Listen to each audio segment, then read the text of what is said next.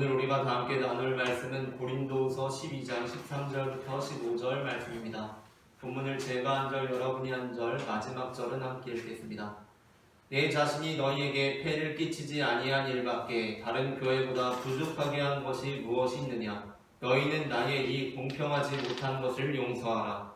보라, 내가 이제 세 번째 너희에게 하기를 준비하였으나 너희에게 폐를 끼치지 아니한 일이 아니라 내가 구하는 것은 너희의 재물이 아니요 오직 너희니라. 어린아이가 부모를 위하여 재물을 저축하는 것이 아니요 부모가 어린아이를 위하여 하느니라. 내가 너희 영혼을 위하여 크게 기뻐함으로 재물을 사용하고 또 내 자신까지도 내어주리니 너희를 더욱 사랑할수록 나는 사랑을 덜 받게 되느니라. 아멘.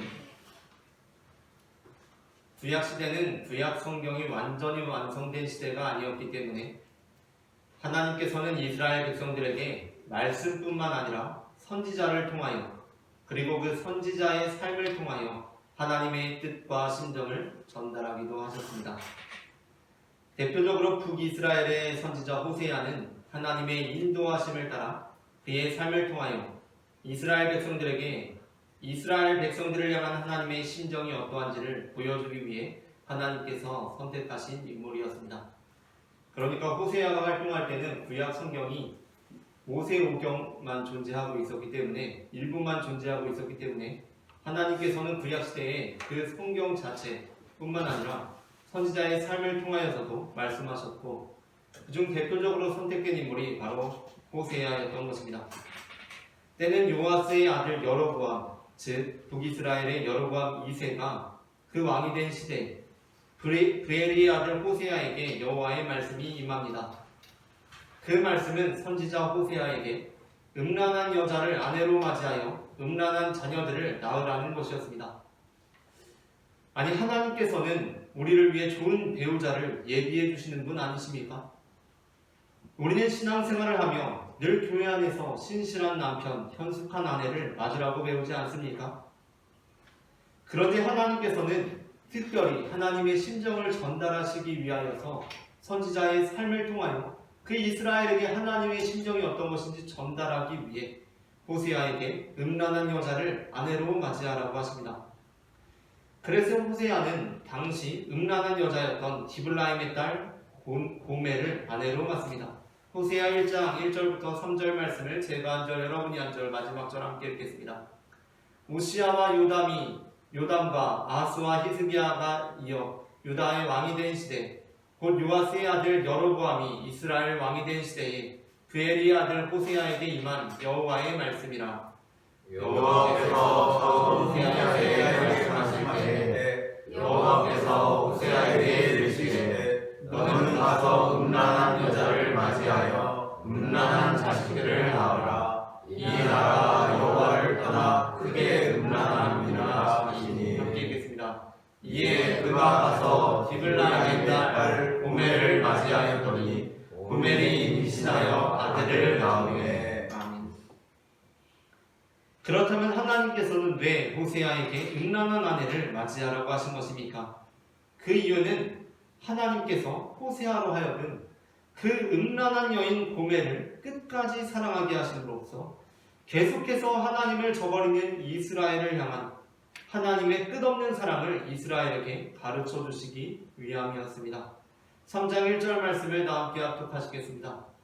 여호와께서 내게 이르시되 이스라엘 자손이 다른 신을 섬기고 겉포도 과자를 즐길지라도 여호와가 그들을 사랑하나니 너는 또 가서 타인의 사랑을 받아 음녀가 된 그 여자를 사랑하라 하시기로. 아멘. 그러니까 당시의 북이스라엘은 역시 하나님의 말씀인 토라, 모세오경에 대하여서 알고 있었지만 하나님께서는 특별히 호세아에게 음란한 여인 고멜을 계속해서 사랑하게 하심으로써 그 이스라엘 백성들이 토라라는 하나님의 말씀뿐만 아니라 호세아 선지자를 바라봄으로써 저 호세아 선지자가 음란한 여인 고멜을 끝까지 사랑하는구나. 하나님께서도 범죄한 우리를 끝까지 사랑하시리라 하나님께로 돌아가야겠다라고 깨닫게 해주시기 위하여서 하나님께서는 특별히 그 호세아 선지자의 삶을 사용하셨다는 것입니다. 하지만 이러한 방식은 단순히 구약 시대에만 머무른 것이 아니었습니다. 신약 시대 하나님께서는 신약 시대 역시 아직 신약 성경이 존재하지 않았던 시대였기 때문에 이방 지역의 복음을 전하시며 특별히 이방인을 위해 선택하신 그릇 바울을 통하여 하나님의 신정을 나타내 보이십니다. 그러니까 우리는 지금 바울이 쓴 글을 성경으로 받아들이고 있지만 사실 바울의 삶 자체가 그 당시나 지금이나 그 삶 자체가 메시지가 되어서 우리에게 전달되고 있다는 것입니다. 바울의 삶과 사역 그리고 그가 교회와 이방인을 대했던 그 태도는 그 자체로 한 절의 말씀이 되어서 당시 교회와 이방인을 향하신 하나님의 신정이 어떠한 것이었는지를 가르쳐주고 있다는 것입니다. 그러니까 당시 이방인들은 바울이 쓴 편지를 보고 하나님이 이러한 분이시구나, 하나님께서 우리를 이처럼 사랑하시는구나를 깨닫기도 하지만 그보다 더 중요한 것은 무엇입니까? 바로 그 바울이라는 사람, 그가 우리를 어떻게 대하고 있는가, 그것을 통하여서 바울이 우리에게 이렇게 대하듯이 그가 믿는 하나님 역시 우리에게 이렇게 대하시는구나 라고 깨달을 수가 있었다는 것입니다. 오늘 우리는 내가 구하는 것은 오직 너희니라 라는 제목의 설교를 나눕니다. 제목을 제가 먼저 읽으면 따라 읽는 식으로 두 번 읽어보겠습니다. 내가 구하는 것은 오직 너희니라. 내가 구하는 것은 오직 너희니라. 내가 구하는 것은 오직 너희니라. 내가 구하는 것은 오직 너희니라. 전해지는 말씀을 통하여서 교회와 이방인을 향한 바울의 태도를 통해 하나님께서 우리를 어떻게 사랑하시는지 알게 되고 우리가 그 사랑에 힘입어 우리 또한 세상을 향하신 하나님의 사랑을 세상 가운데 나타내고 있는 성도가 되기를 소망합니다. 그렇다면 하나님께서는 우리를 어떻게 사랑하십니까? 첫째, 함께 읽겠습니다. 첫째, 하나님께서는 특별히 우리를 사랑하십니다. 고린도서 12장 13절 말씀을 다 함께 합독하시겠습니다. 내 자신이 너희에게 해를 끼치지 아니한 일밖에 다른 교회보다 부족하게 한 것이 무엇이 있느냐? 너희는 나의 이 공평하지 못한 것을 용서하라. 아멘. 사도 바울은 고린도 교회에게 자신이 고린도 교회에 대하여 공평하지 못한 것을 용서해달라고 합니다. 그렇다고 한다면 우리는 바울이 고린도 교회를 다른 교회에 비해 공평하지 못하게, 그러니까 다른 교회에 비해서 고린도 교회를 덜 사랑했거나 덜 챙겼을 것이라고 생각합니다. 그러니까 바울이 고린도 교회에게 내가 공평하지 못했던 것을 용서해달라는 것 아니겠습니까? 하지만 본문은 그러한 맥락에서 기록된 것이 아니었습니다. 본문에서 바울은 내 자신이 너희에게 폐를 끼치지 아니한 일밖에 다른 교회보다 부족하게 한 것이 무엇이 있느냐고 묻습니다. 이는 뒤집어서 말하면 내가 잘못한 것이 있다고 한다면 다른 교회들보다 너희를 더 사랑하는 것 아니겠느냐? 그러므로 내가 만약 너희를 더 사랑한 것이 죄가 된다고 한다면, 그것이 불공평하다고 너희가 생각한다면 그렇다면 나를 용서해줘라 라는 말씀입니다. 그러니까 이 배경에는 바울이 다른 교회들에서는 다 사례를 받아왔었는데 고린도 교회로부터 사례를 받지 않아서 그가 진정한 사도가 아닐 것이라고 생각하기 시작한 고린도 교회에 대한 바울의 마음이 담겨 있는데, 바울이 고린도 교회에서 사례를 받지 않았기 때문에 그는 아마도 진정한 사도가 아닐 것이라고 생각하기 시작한 고린도 교회들에게 너희들이 그렇게 생각한다면 너희에게 사례를 받지 않은 내 잘못, 그러니까 너희 다른 교회들보다 너희를 더 사랑한 내 잘못이다 라고 말하고 있다는 것입니다. 그러므로 본문에서 바울은 표면적으로는 고린도 교회에게 용서를 구하고 있지만 실제적으로는 용서를 구하고 있는 것이 아닙니다. 우리가 이전에 고린도서 말씀을 통해서 알게 되었던 것이 무엇입니까? 바울은 고린도 교회에서만큼은, 왜인지는 정확히 알 수 없지만 고린도 교회에서만큼은 사례를 받지 않았습니다. 그러니까 나중에 바울이 떠나가고 나서 거짓 사도들이 그 가운데 틈타서 바울을 공격하는데 그 공격 중에 하나가 바울이 사례를 받지 않았다는 것이었습니다. 바울이 왜 살해를 받지 않았을까? 그가 진정한 사도였기 때문에 살해를 받을 권한이 그에게 없었다고 공격했던 것입니다. 그러니까 사도 바울은 그 가운데 사도 바울은 살해를 받지 않은 것이 그가 진짜 사도가 아니구나. 그는 진짜 사도가 아니야 라고 생각하고 있는 고린도 교회를 향해서 내가 잘못한 게 있다면 너희에게 살해를 받지 않은 것이다. 내가 너희를 사랑한 것이 참 내가 잘못한 거다. 그게 잘못이라면 나를 용서해줘라 라고 말씀하고 있다는 것입니다. 그러므로 본문에서 바울은 표면적으로는 고린도 교회에게 용서를 구하고 있지만 실제적으로 용서를 구하고 있는 것이 아닙니다. 표면적으로는 내 잘못이라고 말씀하고 있지만 정말 내 잘못이라고 시인하고 있는 것은 아닙니다. 바울은 지금 자신이 다른 교회들이 느끼기에 불공평하다고 느낄 정도로 고린도 교회를 특별히 사랑했음에도 불구하고 고린도 교회로부터 그 특별함을 빌미로 자신의 사도권에 대한 도전을 받고 있으니 그러면 이게 다 너희를 사랑한 내 잘못이다 라고 말씀하고 있는 것입니다. 대학 때 함께 만나서 함께 고시를 준비하면서 이루어진 오랜 연애 끝에 몽룡이와 춘향이가 결혼을 하게 되었습니다. 대학 때 CC로 만나서 졸업하고 함께 고시 준비하면서 오랫동안 연애를 하다가 몽룡이와 춘향이가 결혼을 한 것입니다. 하지만 아직 둘 중 한 사람도 고시에 패스하지 못하고 여전히 고시를 준비하고 있는 상황이었습니다. 그렇다 보니 생활이 되지가 않았고 결국 몽룡이와 춘향이 중에 둘 중 하나가 이제 돈을 벌어야 하는 상황이 되었습니다. 그래서 춘향이가 고시 패스의 꿈을 포기하고 취업해서 직장 생활을 하면서 몽룡이의 공부를 지원하기로 결정했습니다. 그렇게 아내 된 춘향이는 일을 하고 남편 된 몽룡이는 공부를 하면서 이렇게 시간이 흘러가던 어느 날에 춘향이가 회사로부터 이제 전날 밤 갑작스럽게 깜짝 휴가를 받게 된 것입니다. 그래서 이제 그거를 몽룡이한테 얘기하지 않고 있다가 그 휴가 딱 당일이 되어서 깜짝스럽게 남편인 몽룡이를 응원할 겸 예쁘게 도시락을 싸서 점심에 몽룡이가 공부하고 있는 독서실로 향했습니다. 그런데 독서실 앞에서 예기치 않은 광경을 목격하게 되었습니다. 그것은 몽룡이가 그 독서실 앞에서 어떤 다른 여자와 너무나도 자연스럽고도 친밀하게 한쪽 손을 가볍게 잡고 대화를 나누고 있는 것이었습니다. 그때 만일 춘향이가 여장부 같은 스타일이었다면 춘향이는 당장 달려들어서 그 몽룡이와 그 여자에게 다가가 쏘아댔을 것입니다. 그러나 춘향이는 평소 소심한 성격의 여인이었기 때문에 자기도 모르게 자기가 생각해도 너무나 바보 같고스럽고 미련스럽지만 황급히 그 자리에서 돌아서 버리고 말았습니다.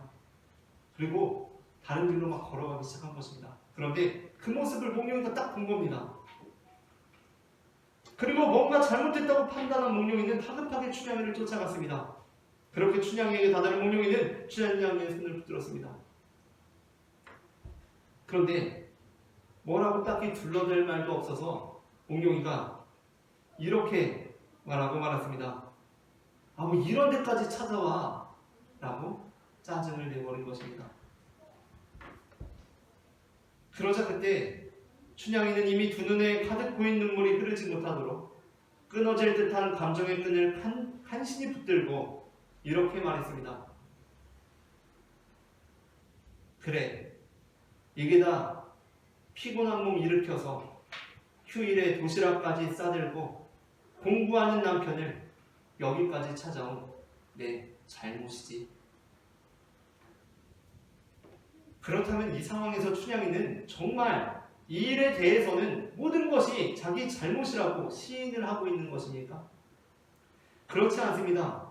여기서 내 잘못이다라는 시인은 내 잘못은 하나도 없고 네 잘못이지 라는 의미입니다. 여기서 다 내 잘못이라는 의미는 내가 너를 얼마나 사랑했는데, 내가 너를 얼마나 믿었는데, 나는 너를 위해서 내 꿈도 포기하고 네 뒷바라지를 하고 있는데 네가 어떻게 나한테 이럴 수가 있어? 라는 의미입니다. 사도 바울의 표현 역시 마찬가지입니다. 본문에서 사도 바울은 자신의 불공평함을 시인하면서 고린도 교회에게 자신을 용서해달라고 합니다. 그러니까 어떤 사람들은 진짜 이 부분에 있어서만큼은 고린도 교회에게 바울이 잘못한 줄 압니다. 하지만 그렇지 않습니다. 바울은 지금 내가 너희들을 얼마나 사랑했는데, 내가 너희들에게 어떻게까지 했는데, 내가 너희를 특별히 그 사랑한 고린도 교회에 대해서 자신의 특별한 사랑은 고린도 교회 앞에서 아무런 문제가 없을 뿐만 아니라 너희들이 결코 배신해서는 안 되는 나의 사랑이었고 나의 진심이었음을 나타내고 있는 표현이라는 것입니다. 그렇다면 우리가 이 본문을 통해 깨닫게 되는 우리에 대한 하나님의 사랑은 역시 어떠한 사랑인 것입니까? 그것은 바울이 고린도 교회에 대하여 공평하지 못하게 사랑했듯이 하나님께서도 우리를 불공평하게 사랑하신다는 것입니다. 이에 대해 어떤 사람들은 이렇게 질문할 수 있습니다. 아니, 하나님께서는 모든 존재를 공평하게 사랑하시는 분 아니십니까? 물론 그렇습니다. 하나님께서는 모든 존재를 공평하게 사랑하십니다. 그러나 그렇게 될 때 그 사랑은 우리에게 아주 의미 없게 받아들여지기 십상입니다. 왜냐하면 우리가 생각하기에 공평한 사랑이란 즉 사랑이 아니기 때문입니다. 제가 제 아내를 사랑하는데 제 아내를 다른 여자들에 대한 아주 공평한 사랑으로 보편적인 인류의 감정으로 사랑한다면 그것이 어떻게 사랑이 될 수 있겠습니까? 사랑은 본질적으로 불공평함을 내포하고 있습니다. 저는 다른 여자들보다 제 아내만을 사랑하는 것입니다. 우리 모두는 우리들의 아내들에 대하여, 우리들의 남편들에 대하여 보편적인 사랑으로 사랑해서는 안 됩니다. 매우 불공평하게 사랑해야 하는 것입니다. 다른 사람들이 생각하자면 아주 불공평하게 내 아내만, 내 남편만 사랑하는 것입니다. 하지만 하나님의 사랑이 불공평하다니 우리는 그것을 어떻게 받아들여야 합니까? 하나님께서는 모든 인간을 사랑하십니다. 그러나 하나님께서 바로 당신을 사랑하실 때에는 모든 사람들을 사랑하는 그 사랑으로 모든 사람 중에 한 사람인 당신을 사랑하는 것이 아니십니다. 바울이 고린도 교회를 매우 불공평하게 사랑했듯이 하나님께서는 모든 인간을 사랑하시지만 하나님께서 바로 당신을 사랑하실 때에는 모든 사람들 중에 바로 당신만을 사랑하듯이 아주 특별하게 매우 불공평하게 바로 당신을 사랑하신다는 것입니다. 물론 이러한 하나님의 사랑이 유한한 우리의 입장에서는 도무지 이해가 되지 않을 수도 있습니다. 그러나 무한하신 하나님께서는 바로 그러한 사랑이 가능하시다는 것입니다. 다음으로 둘째 함께 읽겠습니다. 둘째, 하나님께서는 부모가 자녀를 사랑하듯이 우리를 사랑하십니다. 고린도후서 12장 14절 말씀을 다 함께 합독하시겠습니다. 보라, 내가 이제 세 번째 너희에게 가기를 준비하였으나 너희에게 해를 끼치지 아니하리라. 내가 구하는 것은 너희의 재물이 아니요 오직 너희니라. 어린아이가 부모를 위하여 재물을 저축하는 것이 아니요 부모가 어린아이를 위하여 하니라. 아멘. 바울은 고린도 교회와 자신의 관계를 부모와 자녀의 관계로 설정하고 있습니다. 그러면서 어린아이가 부모를 위하여 재물을 저축하는 것이 아니라 부모가 어린아이를 위하여 재물을 저축하는 것이라고 합니다. 그리고 본문에서의 저축은 단순히 저축만을 의미하는 것이 아니라 재물을 사용하는 것까지 아우르는 의미를 담고 있다고 할 수 있습니다. 말 그대로 부모가 어린아이를 위해 돈을 쓰는 것이지 어린아이가 부모를 위해 돈을 쓰는 것은 아니라는 것입니다.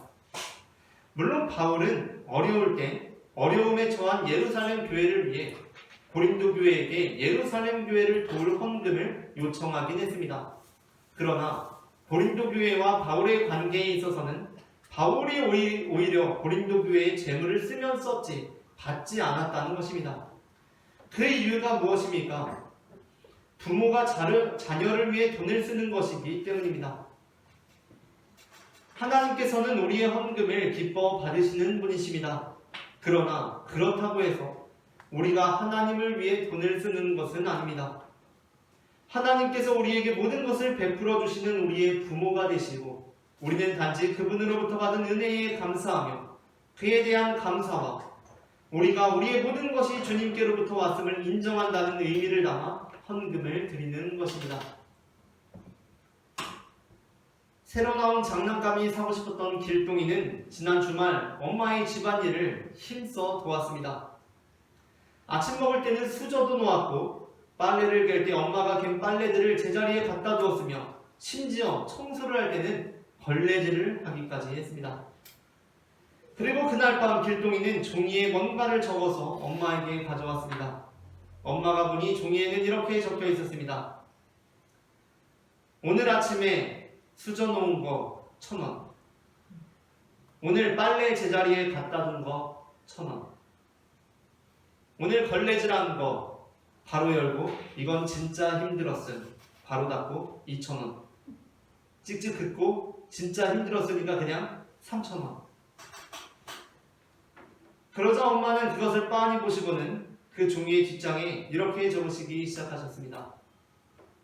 매일 새끼 밥 짓고 장 봐서 반찬하고 설거지한 거 0원. 가끔 길동이 티셔츠에 묻은 떡볶이 국물 손빨래하는 거 포함해서 매일 빨래하고 갠 거 정리한 거 0원. 매일 청소하고 있는 거 0원. 이 밖에도 길동이를 사랑하는 일 0원이 0원. 그리고 그 종이와 5,000원을 길동이에게 돌려주었습니다. 자녀의 무지함이 무엇입니까? 때로 부모가 나를 사랑하는 것보다 내가 부모를 더 챙기고 있다고 착각하는 것입니다. 인간의 무지함은 무엇입니까? 하나님께서 우리를 사랑하시는 것보다 우리가 하나님을 더 사랑한다고 생각하는 것입니다. 하나님께서 우리에게 베풀어 주시는 것보다 우리가 하나님께 더 드린다고 생각하고 있는 것입니다. 그러나 그렇지 않습니다. 하나님께서는 우리의 부모가 되시고 우리는 하나님 앞에서 어린아이와 같습니다. 우리가 하나님께 드린 것들을 헤아려 보면 생각보다 큰 값에 스스로 놀라게 될 수도 있겠지만 그렇다고 해서 하나님께서 우리에게 베풀어 주신 것들은 감히 어떻게 값을 매길 수도 없는 것입니다. 뿐만 아니라 하나님께서는 이 모든 것을 우리에게 영원에 베풀어 주셨을 뿐 아니라 우리에게 영원도 베풀어 주셨습니다. 마지막으로 셋째 함께 읽겠습니다. 셋째, 하나님께서는 자신을 내어주기까지 우리를 사랑하십니다. 고린도서 12장 15절 말씀을 다 함께 합독하시겠습니다. 내가 너희 영혼을 위하여 크게 기도함으로 재물을 사용하고 또 내 자신까지도 내어주리니 너희를 더욱 사랑할수록 나는 사랑을 덜 받게 되냐. 아멘. 사도 바울이 원한 것은 고린도 교회 그 자체였습니다. 사도 바울은 고린도 교회로부터 교회가 아닌 다른 어떤 것을 바란 적이 없습니다. 그래서 바울은 고린도 교회에 대하여 고린도 교회에게 나 자신까지도 내어줄 정도로 그들을 사랑한다고 고백합니다. 우리는 이러한 바울과 고린도 교회의 관계를 통해 우리를 사랑하시는 하나님의 사랑을 다시 한번 깨닫게 됩니다. 사실 우리가 바울과 고린도 교회의 관계를 깊이 묵상하게 될 때 연상되는 것은 바로 하나님과 우리의 관계입니다. 하나님께서는 우리를 지으신 분이십니다. 그러나 하나님과 우리 사이에 죄가 틈타게 되었습니다. 그래서 하나님께서는 구약 성경을 통해 그들에게 말씀하셨고 그 끝에 이르러서는 직접 우리에게 찾아오셨습니다. 그러나 그럼에도 불구하고 우리는 여전히 죄 가운데 있어서 우리에게 찾아오신 예수 그리스도를 배척했습니다. 요한복음 1장 1절부터 5절 말씀을 다 함께 교독하시겠습니다. 태초에 말씀이 계시니라. 이 말씀이 하나님과 함께 계셨으니 이 말씀은 곧 하나님이시니라. 그가 되었고 만물이 그로 말미암아 지은 바 되었으니 지은 것이 하나도 그가 없이는 된 것이 없느니라. 그가 생명이 있었으니 이 생명은 사람에게 있으리라. 빛이 어둠에 비추되 어둠이 깨닫지 못하더라. 아멘. 하나님께서는 우리를 지으셨습니다. 그러나 하나님과 우리 사이에 죄가 틈타게 되었습니다. 그래서 하나님께서는 성경을 통해 그들에게 말씀하셨고 그 끝에 이르러서는 직접 우리에게 찾아오셨습니다. 그러나 그럼에도 불구하고 우리는 여전히 죄 가운데 있어서 우리에게 찾아오신 예수 그리스도를 배척했습니다. 그런데 바울과 고린도 교회의 관계 역시 이와 매우 비슷합니다. 바울은 고린도 교회를 세운 사람이었습니다. 그런데 그 가운데 바울과 고린도 교회 사이에 거짓 사도들이 틈탑니다. 그래서 바울이 쓴 것이 무엇입니까? 바로 바울이 고린도 전서를 써서 고린도 교회에 보냅니다. 그리고 그 후에는 사도 바울이 직접 고린도 교회에 찾아갑니다. 그런데 그 가운데 사도 바울이 겪게 된 일이 무엇이었습니까? 바로 고린도 교회에서 바울이 당하게 되었던 것은 거짓 사도들의 영향력 아래 놓인 고린도 교회로부터 완전히 배척당해서 다시 떠나오게 되었다는 것이었습니다. 그렇기 때문에 바울은 하나님과 인간의 관계에 대하여 자신의 삶과 사역 가운데 벌어지고 있는 유사성으로 인해 거짓 사도들을 하와를 미혹한 뱀으로 비유하고 있기도 합니다. 고린도후서 11장 3절 말씀을 다 함께 합독하시겠습니다. 뱀이 그 관계로 하와를 미혹한 것 같이 너희 마음이 그리스도를 향하는 신실함과 깨끗한 데서 부패하라 두려워하노라. 아멘. 그러니까 사도 바울은 자신이 이렇게 고린도 교회와 관계 맺고 사역을 하고 있는데 자신이 생각할 때 자신과 고린도 교회의 관계가 하나님과 인류의 관계와 너무 비슷한 것입니다. 그래서 사도 바울은 지금 거짓 사도들을 누구에게 비유하고 있는 것입니까? 창세기에 뱀에 비유하고 있는 것입니다. 하지만 그렇기 때문에 자신의 삶이 하나님과 인간과의 관계가 너무 비슷하기 때문에 사도 바울이 결단하고 있는 것은 무엇입니까? 그러니까 나 역시도 하나님께서 인간들에게 배척당하셨음에도 불구하고 자신을 내어주기까지 그들을 사랑하셨던 것처럼 나도 고린도 교회부터 배척당할지라도 나를 내어주기까지 너희들을 사랑하겠노라는 것이었습니다. 그러므로 선지자 호세아가 그 삶을 통해 이스라엘 백성들에게 하나님께서 이스라엘을 얼마나 사랑하시는지를 나타내 보인 것처럼 바울이 그의 사역을 통해 하나님께서 고린도 교회를 얼마나 사랑하시는지를 나타내 보인 것처럼 우리 또한 세상 가운데 하나님께서 세상을 얼마나 사랑하시는지를 나타내 보이는 그리스도인들이 되어야 합니다. 성경에서 세상은 하나님을 대적하고 있는 세력의 상징입니다. 그러나 또 한편으로 세상은 하나님께서 끝까지 포기하지 않으시는 사랑하시는 대상의 상징입니다. 요한복음 3장 16절 말씀을 다 함께 합독하시겠습니다. 하나님이 세상을 이처럼 사랑하사 독생자를 주셨으니 이는 그들을 믿는 자마다 멸망하지 않고 영생을 얻게 하려 하심이라. 그러므로 하나님께서는 이스라엘 백성들에게 하나님께서 이스라엘을 얼마나 사랑하시는지 이스라엘에게 나타내 보이시기 위해 선지자 호세아를 부르신 것처럼 하나님께서 고린도 교회를 얼마나 사랑하시는지 고린도 교회에게 나타내 보이기 위해 사도 바울의 삶을 부르신 것처럼 오늘 하나님께서 이 세상을 얼마나 사랑하시는지 이 세상 가운데 나타내 보이시기 위해 지금 우리를 부르시는 것입니다. 마태복음 5장 14절부터 16절 말씀을 한 절씩 교독하시겠습니다. 너희는 세상의 빛이라 산 위에 있는 동네가 숨겨지지 못할 것이요 사람이 그를 펴서 말하지 아니하고 정령이 너니 이러므로 사람은 사람에게 비치느니라. 함께 읽겠습니다. 이같이 너희 빛이 사람에게 비치게 하여 그들로 너희 착한 행실을 보고 하늘의 빛이 너희 아버지께 영광을 돌리게 하라. 아멘. 우리가 주님께 받아가진 세상의 빛된 사명을 능히 감당함으로 하나님을 오해하는 세상으로 하여금 하나님께서 원하시고 바라시고 구하시는 것은 오직 그들뿐임을 깨닫게 하는 성도가 되기를 바랍니다. 말씀을 마칩니다. 우리가 고린도 교회를 향한 사도 바울의 태도를 통해 알 수 있는 우리에 대한 하나님의 사랑은 특별히 우리를 사랑하신다는 것이고 부모가 자녀를 사랑하듯이 우리를 사랑하신다는 것이며 자신을 내어주기까지 우리를 사랑하신다는 것입니다. 우리 모두가 바울이 고린도 교회를 향한 자신의 태도를 통해 고린도 교회를 향한 하나님의 사랑을 고린도 교회에 나타냈듯이 우리 또한 이 세상의 빛된 사명을 감당하여 하나님께서 이 세상을 얼마나 사랑하시는지를 이 세상 가운데 나타내는 성도가 되기를 소망합니다.